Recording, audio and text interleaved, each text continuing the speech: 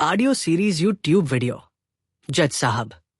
लेखक डॉक्टर नरेंद्र नाथ गुप्ता। एपिसोड 21 से कानूनी रूप से कोर्ट मैरिज कर ली है। अब मैं उस अरबों की कोठी, उस कैलाश विला का नया और कानूनी मालिक हूं। विनोद ठाकुर ये सुनकर पूरी तरह सन्न रह जाता है। उसे अपने कानों पर यकीन नहीं हो रहा था कि एक झोपड़पट्टी का मामूली गुंडा इतनी बड़ी, इतनी सटीक और खौफनाक साजिश को अंजाम दे सकता है। विनोद ठाकुर धीरे से अपनी कुर्सी पर बैठ जाता है और कहता है, तूने कैलाश सेठिया को मारा और उसकी बीवी से शादी कर ली, लेकिन तू यहां मेरे थाने में क्या करने आया है? चक्रेश बहुत ही ठंडे दिमाग से एक एक बात साफ करते हुए समझाता है। चक्रेश कहता है, मैंने शादी तो कर ली है, लेकिन उस सेठिया ने मरने से पहले अपनी सारी दौलत एक ट्रस्ट में डाल दी थी, जो उसके बच्चों के नाम है। जब तक अर्चना या वो बच्चे जिंदा हैं, मैं उस दौलत का एक रुपया भी अपनी मर्जी से खर्च नहीं कर सकता। अगर मैंने उन्हें मारा तो सब कुछ सरकार का हो जाएगा। इसलिए मैंने एक दूसरा रास्ता निकाला है। मैंने अर्चना को अपने घर के एक बहुत ही शानदार और गुप्त तहखाने में छुपा कर रखा है। मैं उसे कोई तकलीफ नहीं दे रहा, बस वो दुनिया की नजरों से दूर है। मैं यहां उसकी गुमशुदगी की रिपोर्ट लिखाने आया हूं। दुनिया की नजर में वो अपने बच्चों को छोड़कर भाग गई है। विनोद ठाकुर अब इस पूरे चक्रव्यूह को समझ रहा था। वह एक शातिर पुलिस वाला था। विनोद ठाकुर दिमाग लगाते हुए कहता है, तो तू चाहता है कि मैं पुलिस में ये झूठी रिपोर्ट लिखूं और उसे ढूंढने का एक बहुत बड़ा नाटक करूं, ताकि जब पुलिस फाइल बंद करे तो तू कोर्ट में यह साबित कर सके कि अर्चना लापता है और एक गैर जिम्मेदार मां है, और फिर कोर्ट तुझे उन बच्चों का लीगल गार्जियन, कानूनी संरक्षक बना दे। चक्रेश मेज पर हाथ मारते हुए खुशी से कहता है, बिल्कुल सही, तुम बहुत समझदार हो विनोद बाबू। अगर पुलिस ये लिखकर दे दे कि अर्चना का कोई सुराग नहीं मिला है और वो अपनी मर्जी से किसी के साथ गायब हुई है, तो कोर्ट मुझे तुरंत बच्चों का गार्जियन बना देगा। उसके बाद उस ट्रस्ट की पूरी कमान, वो सैकड़ों करोड़ का बिजनेस सब मेरे हाथ में होगा। मैंने उस दौलत के लिए पूरा जाल बिछा दिया है। बस मुझे तुम्हारा साथ चाहिए। मुझे पुलिस महकमे के अंदर एक ऐसा आदमी चाहिए जो इस केस को भटका सके, झूठे सबूत बना सके और मेरी हर चाल में मेरी सबसे बड़ी ढाल बन सके।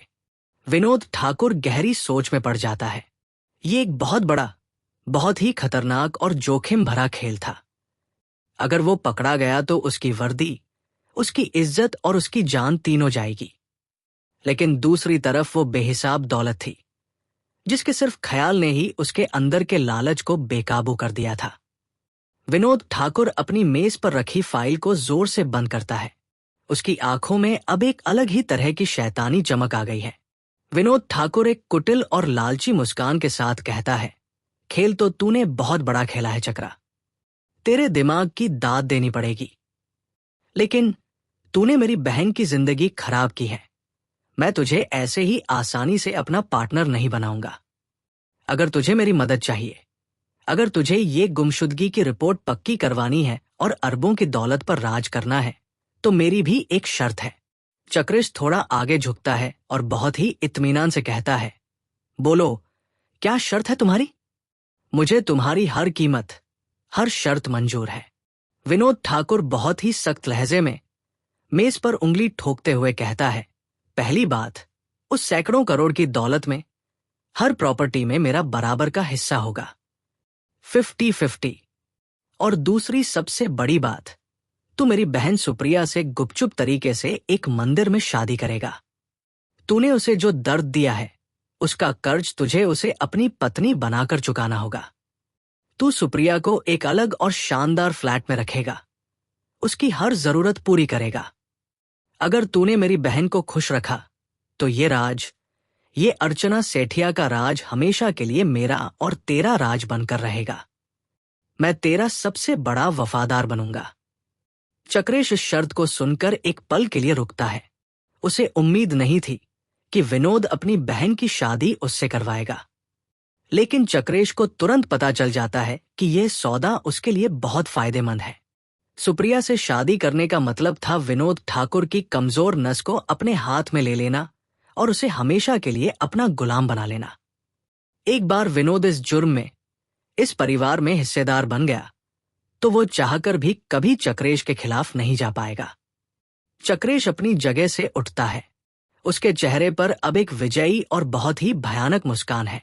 वह अपना हाथ आगे बढ़ाता है। चक्रेश एक बेहद खौफनाक और शैतानी आवाज में कहता है, मुझे तुम्हारी दोनों शर्तें पूरी तरह मंजूर हैं। इंस्पेक्टर साहब, दौलत का आधा हिस्सा तुम्हारा और तुम्हारी बहन सुप्रिया मेरी पत्नी। आज से तुम और मैं सिर्फ भागीदार नहीं बल्कि रिश्तेदार भी बन गए हैं। अब इस शहर में ऐसा कोई कानून नहीं जो इस चक्रेश का कुछ बिगाड़ सके, क्योंकि बाहर मैं दिमाग से खेलूंगा और अंदर तुम पुलिस की वर्दी पहनकर मुझे बचाओगे। विनोद ठाकुर भी अपनी कुर्सी से उठता है। वो जानता है कि वो एक बहुत बड़े शैतान से हाथ मिला रहा है, लेकिन लालच ने उसकी आंखों पर ऐसी पट्टी बांध दी है कि उसे कुछ और दिखाई नहीं दे रहा। वह चक्रेश का हाथ कसकर पकड़ लेता है। विनोद ठाकुर एक गहरी सांस लेते हुए कहता है, ठीक है, सौदा पक्का हुआ। तू अब बाहर जा और एक रोते हुए परेशान पति का नाटक कर। मैं अभी 2 मिनट में बाहर आकर तेरी पत्नी की गुमशुदगी की एफआईआर लिखता हूं। और हाँ, सुप्रिया की शादी की तैयारी शुरू कर दे। दोनों हाथ मिलाते हैं। केबिन के अंदर एक खौफनाक, ठंडी शांति छा जाती है। कानून की रक्षा करने वाला एक इंस्पेक्टर और कानून का सबसे बड़ा मुजरिम दोनों मिलकर एक ऐसा गठबंधन बना चुके थे जो आने वाले समय में शहर में मौत और फरेब का नंगा नाच करने वाला था। चक्रेश केबिन से बाहर निकलता है। वह अब फिर से एक बेबस और दुखी पति का चेहरा बना लेता है। वह जोर जोर से रोने का नाटक करता है। थाने के बाकी सिपाही उसे पानी पिला रहे हैं, सांत्वना दे रहे हैं, जबकि विनोद ठाकुर बाहर आकर पूरी सख्ती के साथ एक ईमानदार अफसर की तरह मामले की जांच करने का नाटक शुरू कर देता है।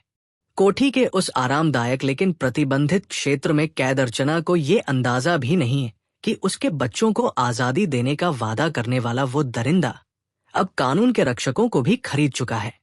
पुलिस स्टेशन का ये खौफनाक सौदा अब चक्रेश को पूरी तरह से अजेय बनाने वाला था। उसका चक्रव्यूह अब इतना मजबूत हो चुका था